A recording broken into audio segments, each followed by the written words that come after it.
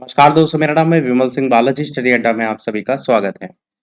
बिहार शिक्षक भर्ती से संबंधित जो मामले की सुनवाई आपका होनी है माननीय सुप्रीम कोर्ट ऑफ इंडिया में, उसकी सुनवाई आपकी 13/10/2023 यानी कि कल जो है वो होनी है। उसी से संबंधित जो फैसला है वो अब जुड़ गया है केवीएस पीआरटी से भी रिलेटेड, जो कि आप यहाँ पर थंबनेल पर देख पाए हैं। तो क्या मामला है, एक एक करके सारी चीजों को समझेंगे। सबसे पहले तो इस बात को यहाँ पर देख लीजिए कि ये मामला जुड़ा हुआ है दीपांकर गौरव वर्सेस स्टेट ऑफ बिहार।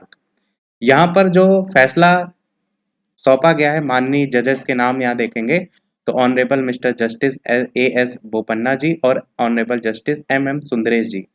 ये जजेस के नाम आपने सुने होंगे जब बिहार सरकार से संबंधित जो फैसला था उसकी जो सुनवाई हुई थी, जहां पर दो ऑप्शन दिए गए थे, या तो माननीय अनिरुद्ध बोस जी जो हैं उनके पास आप जाइए या तो फिर अपना जो याचिका है उसको वापस ले लीजिए। तो यही दो जजेस के बेंच के द्वारा वो फैसला जो है वो लिया गया था और इन्हीं जजेस को ही ये फैसला सुनाने को लेकर के 13/10/2023 को जो है ये सौंपा गया है। पहली बात तो ये क्लियर हो गई होगी। दूसरी बात आप देखेंगे इसी में ही आपका आईए फाइल की गई है। यहाँ पर देखेंगे आईए एप्लीकेशन, जिसको इंटरलॉकेटरी एप्लीकेशन कहते हैं। यहाँ पर आप देखेंगे तो 1 2 3 4 5 अलग अलग यहाँ पर लोगों के नाम, ऊपर 2 नाम कॉमन है, लास्ट के 3 नाम कॉमन है। लास्ट के 2 नाम कॉमन है, संतोष कुमार त्रिपाठी जी अलग है। तो ये लगातार फाइल हो रही है। इसी में से ही जो आईए है, इसी से ही संबंधित जो मामला है वो जुड़ा हुआ है केवीएस पीआरटी से संबंधित। सबसे पहले तो बेसिक सी चीज समझिए कि आईए होता क्या है। आईए आपका होता है कि मान लीजिए किसी भी मुकदमे की सुनवाई हो रही है, माननीय न्यायालय को यह लगता है कि कोई व्यक्ति या फिर कोई व्यक्ति समूह के रूप में या कोई प्रकार की निकाय है, उसका उस मुकदमे से संबंधित कोई मामला है, तो क्या करती है जो न्यायालय है वो उस व्यक्ति को या उस निकाय को अनुमति देती है। और वो मेन जो उद्देश्य होता है वो होता है सार्वजनिक हित में। अब जो भी फाइल करता है आईए, उसके पास ये अधिकार होता है कि वो अपने जो भी मामला है उसकी सुनवाई के लिए, या आप कह सकते हैं उस मुकदमे की कार्यवाही में भाग लेने की अनुमति मिल जाती है। अगर इसको शॉर्ट में हम कहेंगे तो आपसे जुड़ा हुआ अगर मामला है तो आप भी उसमें आईए जो है वो फाइल कर पाते हैं।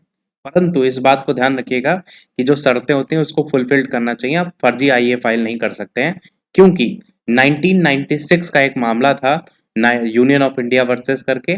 उसमें क्या हुआ था पूरा मामला ही बता देते हैं। तो वो नाम है आपका Indian council for enviro legal versus union of India.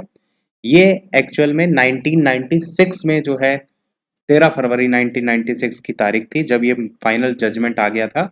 पर इतनी ज़्यादा उसमें आईए फाइल हो गई थी कि उसको पूरा फाइनल जजमेंट होते होते लगभग 15 साल लग गए थे। तो इस कारण से तो ऐसी जितनी भी एप्लीकेशन थी उसको ऑनरेबल जो सुप्रीम कोर्ट था उसने 10 लाख की जुर्माना पर जो है वो खारिज कर दिया था।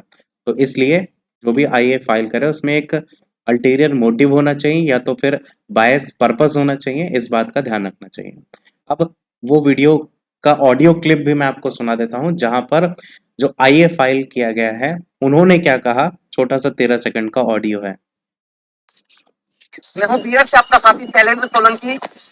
साथियों, जैसा कि आप सभी को पता है 13 तारीख को दीपांकर गौरव जी का केस लगा हुआ है, प्रेस रेड डली हुई है उनकी।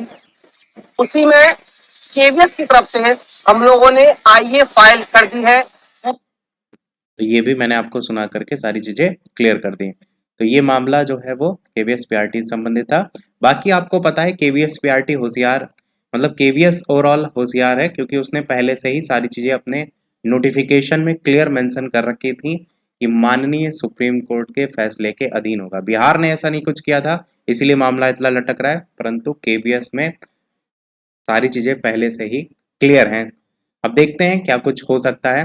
बाकी मेरा काम है हर चीज आप तक पहुंचाना। तो इसी प्रकार वीडियो लाइक शेयर सब्सक्राइब करते रहिएगा। मिलते हैं अगले अपडेट में, तब तक के लिए नमस्कार, जय हिंद।